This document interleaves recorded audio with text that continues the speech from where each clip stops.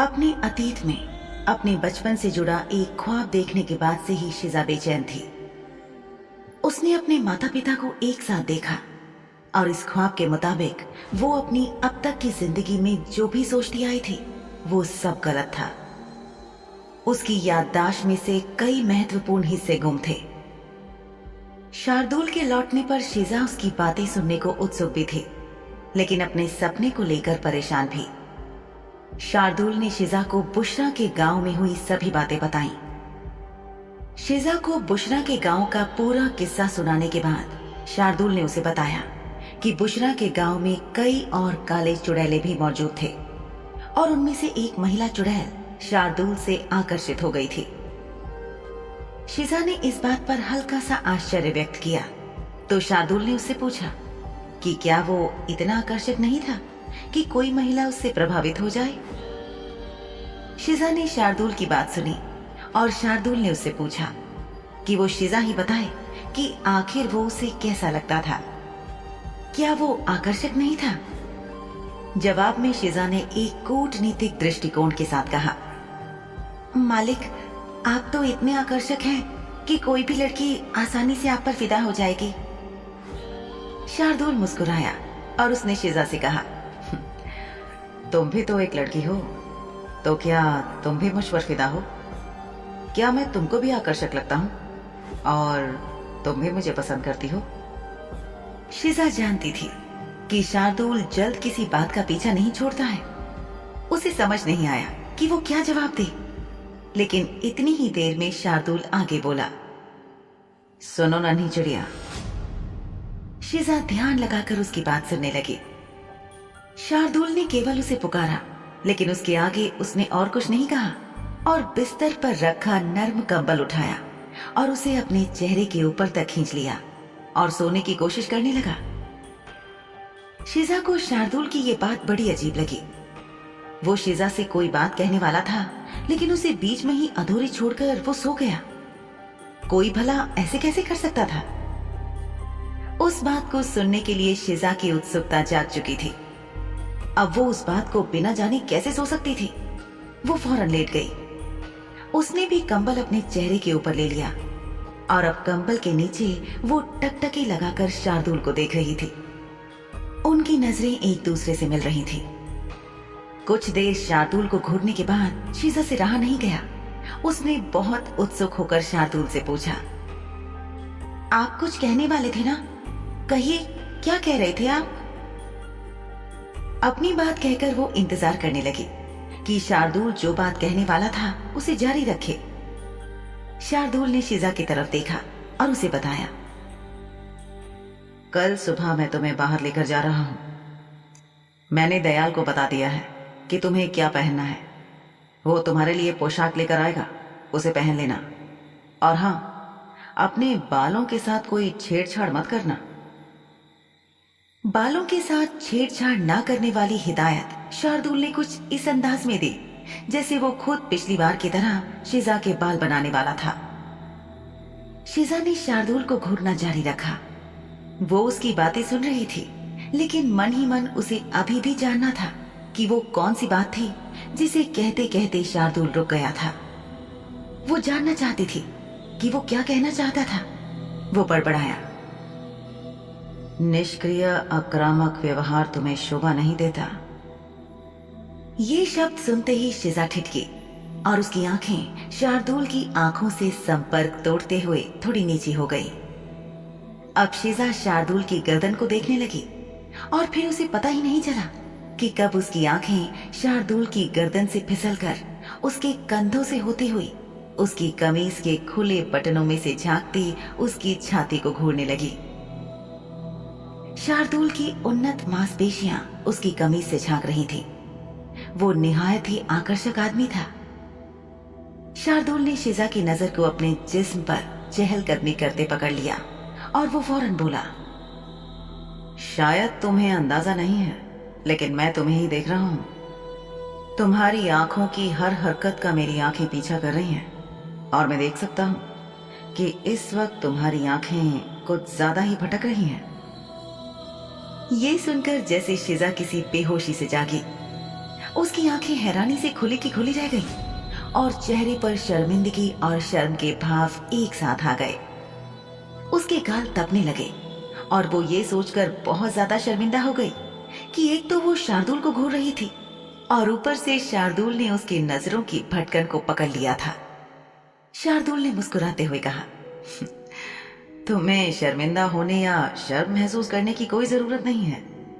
अगर तुम मुझे पसंद करती हो तो तुम्हारी नजरों का यूं भटकना सामान्य बात है। तुम्हें ये बात स्वीकार करने में कोई शर्म नहीं होनी चाहिए कि तुम मुझे बहुत पसंद करती हो। शिजा की कत्थई भूरी बादामी आंखें हैरानी से फैल गईं। उसने फौरन अपनी सफाई में कहा, मालिक, मैंने ऐसा कुछ भी नहीं कहा है। आप खुद ब खुद ऐसे निष्कर्षों पर पहुंचना बंद कर दीजिए जो सच नहीं है। हाँ नहीं तो। शिजा ने ये बात बहुत फुसफुसाते हुए कही। हालांकि वो दोनों एक ही बिस्तर पर एक ही कंबल के अंदर बहुत पास पास लेटे हुए थे, फिर भी उसकी आवाज इतनी धीमी थी जिससे कोई और सुन न ले। ठीक है, तुम अपने आप से जितना चाहे उतना झूठ बोलती रहो, लेकिन ये याद रखना कि मेरे कान बहुत तेज हैं और मैं हर आहट को सुन सकता हूं। मेरे कान बिना कोई ज्यादा मेहनत किए तुम्हारे दिल की तेज रफ्तार से चलती धड़कनों को साफ साफ सुन सकते हैं। अब नजरें चुराकर झूठ बोल दो कि तुम्हारा दिल मेरे लिए नहीं धड़क रहा। बोल दो झूठ कि तुम मुझे पसंद नहीं करती। ये झूठ भी बोल दो कि मेरे करीब आकर तुम्हारी सांसों की रफ्तार तेज नहीं हो जाती। शिजा शार्दुल के साथ बहस नहीं कर सकी और चुप हो गई। शार्दुल ने उसे देखते हुए कहा, तुम्हारी आंखें बहुत खूबसूरत हैं। अचानक मिली इस तारीफ से शिजा अचकचा गई, लेकिन उसने विनम्रता से शार्दुल को धन्यवाद कहा और फिर अपनी आंखें बंद कर लीं। शार्दुल ने उसकी ये हरकत देखी और फौरन अपना एतराज जताया। ये भला कहाँ की तमीज है, और वो भी तब जब मैंने अभी अभी तुम्हारी आंखों की तारीफ की है। शार्दुल की बात सुनकर शिजा ने अपनी आंखें खोली तो उसका दिल सदमे से उछलकर बाहर आने को हो गया। शार्दुल उसके बिल्कुल पास आकर लेट गया था। शिजा घबरा कर सोचने लगी कि ये कब कैसे हुआ। उसने महसूस किया कि ये शार्दुल की खास क्षमता थी। वो बिना सामने वाले को अपने हिलने डुलने का एहसास करवाए अपनी जगह से हिल सकता था। शार्दुल ने उसकी आंखों में आंखें डालकर कहा, तुम्हारी धूसर भूरी कत्थई आंखों में बादामी रंग की झलक भी है। आप मेरे बहुत ज्यादा करीब हैं। हाँ, क्योंकि मैं तुम्हारे करीब आना चाहता था। शार्दुल ने अपनी हथेली शिजा के गाल पर टिकाई। शार्दुल ने महसूस किया कि शिजा ने अपनी सांसें रोक रखी थी। वो उससे बोला, सांस लो शिजा, इत्मीनान रखो। मैं तुम्हें मारना नहीं चाहता हूं। सांस नहीं लोगी तो मर जाओगी, और ऐसा हुआ तो वाकई काफी अफसोस की बात होगी। मुझे नहीं लगता कि आपको जरा सा भी इस बात का भान है कि दूसरों को सांस लेने के लिए पर्याप्त निजी जगह देने का मतलब क्या होता है। आप ये बात जानते या समझते हैं क्या शार्दुल मालिक? शार्दुल अभी अभी नहाकर आया था, इसलिए उसके हाथ अभी ठंडे थे, लेकिन उसके चेहरे पर एक मुस्कान बनी हुई थी। उसने देखा कि आज शिजा ने अपने बालों को करीने से संवारा था। उसने शिजा की जुल्फों की बिखरी लटें उसके कान के पीछे सरकाईं और शिजा के चेहरे को छुआ और पूछा, व्यक्तिगत या निजी जगह, वो भला क्या होता है? आप बहुत अजीब हैं। वो भला कैसे? शार्दुल ने शिजा की जुल्फों में अपनी उंगलियों को फिराते हुए कहा। इससे पहले कि वो रेशमी लट उसकी उंगलियों से पूरी फिसल जाए, वो उसकी जुल्फों को अपने हाथ में पकड़कर अपने चेहरे के पास ले आया। शार्दुल अजीब तो हमेशा से ही था, लेकिन शिजा के साथ इतना मीठा व्यवहार करते हुए वो और अलग सा लग रहा था। शिजा उसकी उपस्थिति से अधिक सावधान रहने की कोशिश कर रही थी। शार्दुल ने उसकी हालत को देखा और मुस्कुरा कर बोला, भ्रमित चिड़िया, सो जाओ, कल काफी थकान होने वाली है। लगातार शार्दुल को घूर रही शिजा ने अपनी आंखें बंद कर लीं। वो सोने की कोशिश करने लगी और उसे उम्मीद थी कि शार्दुल भी उसे परेशान किए बिना चुपचाप सो जाएगा। कुछ ही पलों में उसे नींद आ गई। उस रात वो शांति से सोई और उसने कोई सपना नहीं देखा। अगले दिन जब पर्दों की वजह से रोशनी कमरे में फैलने लगी तो शिजा की आंख खुली। वो जागी तो उसने खुद को शुद्ध खून वाले पिशाच शार्दुल की बाहों में पाया। शार्दुल की दोनों बाहें शिजा के इर्द गिर्द लिपटी हुई थी और उसका सिर शिजा के सीने पर आराम से टिका हुआ था। उसका मुंह शिजा के सीने की तरफ था और शिजा देख नहीं सकती थी कि वो जाग रहा था या सोया हुआ था, लेकिन उसके एक ही स्थिति में लेटे रहने से उसने अंदाजा लगाया कि शायद शार्दुल गहरी नींद में था। पर जो भी हो, उसका चेहरा शिजा के सीने में धंसा था और ये बात उसे बर्दाश्त नहीं थी। शिजा के सांस लेने से उसके सीने के साथ साथ शार्दुल का सिर भी ऊपर नीचे हो रहा था। शिजा ने अपने आप को संभाला और शार्दुल को खुद से परे धक्का दे दिया, लेकिन वो उसे हिला भी नहीं पाई। अलबत्ता उसने शार्दुल की आवाज सुनी। उसने शिजा से कहा, मुझे थोड़ी देर और ऐसे ही रहने दो नन्ही चिड़िया, इतनी अच्छी नींद हमेशा नहीं आती है। शिजा ने उसकी बात सुनी जरूर, लेकिन उसने इसकी परवाह नहीं की। शार्दुल को दूर धकेलने की कोशिश में उसने बहुत जोर लगाया और वो एक झटके के साथ बिस्तर से नीचे जमीन पर धड़ाम से गिर पड़ी। शार्दुल फौरन अपने हाथ का सहारा लेकर उठा और उसने शिजा से पूछा, क्या तुम ठीक हो? शार्दुल ने अधलेटी अवस्था में बिस्तर पर से ही ये सवाल पूछा था और शिजा ने नीचे फर्श पर लेटे लेटे ये सवाल सुना। वो कोई जवाब देती इससे पहले दरवाजे पर खटखटाने की आवाज हुई। शार्दुल को खुद से दूर बिस्तर पर पीछे धकेलने के चक्कर में जमीन पर गिरी शिजा शर्मिंदा तो थी ही। उसे लगा कि शार्दुल के सवालों और अपनी शर्मिंदगी से बचने का ये अच्छा मौका है। वो लपक कर दरवाजा खोलने के लिए आगे बढ़ गई। दरवाजा खोलने पर शिजा ने पाया कि दयाल आया था। अपने मालिक शार्दुल के निर्देश के अनुसार वो शिजा के लिए एक पोशाक लेकर आया था।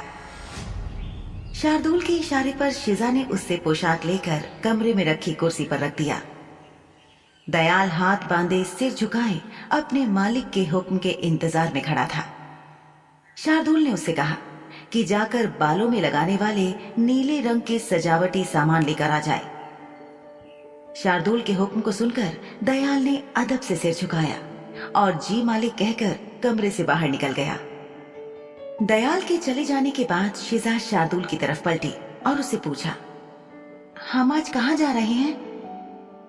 शार्दुल ने बिस्तर पर वापस पसरते हुए अंधमुधी आंखों से शिजा की बात सुनी और फिर कहा, सुरमई याद है ना तुम्हें? आज उसकी हवेली में सभी पिशाचों के लिए एक खून की चाय की महफिल रखी गई है।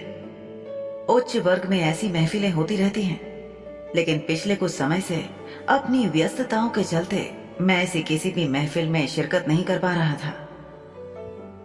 शिजा की आंखों के सामने वो दिन घूमने लगा जब पिछली बार वो शार्दुल शाह के साथ सुरमई की हवेली में गई थी।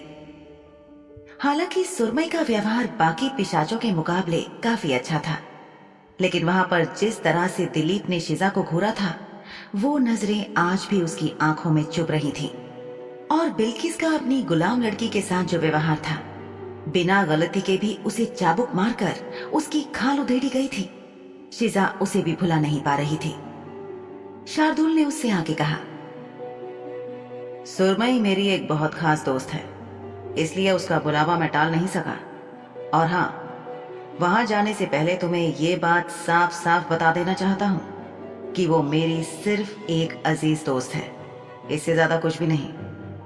हमारे बीच प्यार, इश्क, मोहब्बत जैसा ना तो कभी कुछ था, ना है और ना ही कभी हो सकता है।